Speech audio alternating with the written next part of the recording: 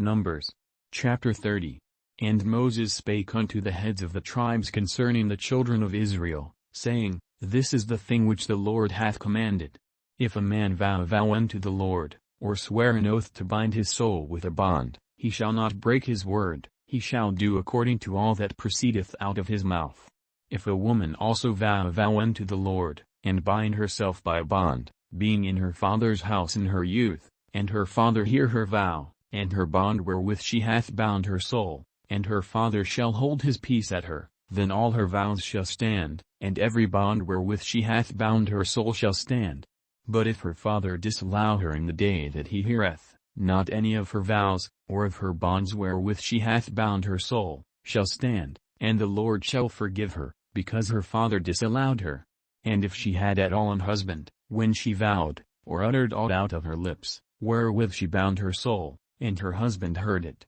and held his peace at her in the day that he heard it, then her vows shall stand, and her bonds wherewith she bound her soul shall stand. But if her husband disallowed her on the day that he heard it, then he shall make her vow which she vowed, and that which she uttered with her lips, wherewith she bound her soul, of none effect, and the Lord shall forgive her. But every vow of a widow, and of her that is divorced, wherewith they have bound their souls, shall stand against her. And if she vowed in her husband's house, or bound her soul by a bond with an oath, and her husband heard it, and held his peace at her, and disallowed her not, then all her vows shall stand, and every bond wherewith she bound her soul shall stand. But if her husband hath utterly made them void on the day he heard them, then whatsoever proceeded out of her lips concerning her vows, or concerning the bond of her soul, shall not stand, her husband hath made them void, and the Lord shall forgive her. Every vow, and every binding oath to afflict the soul,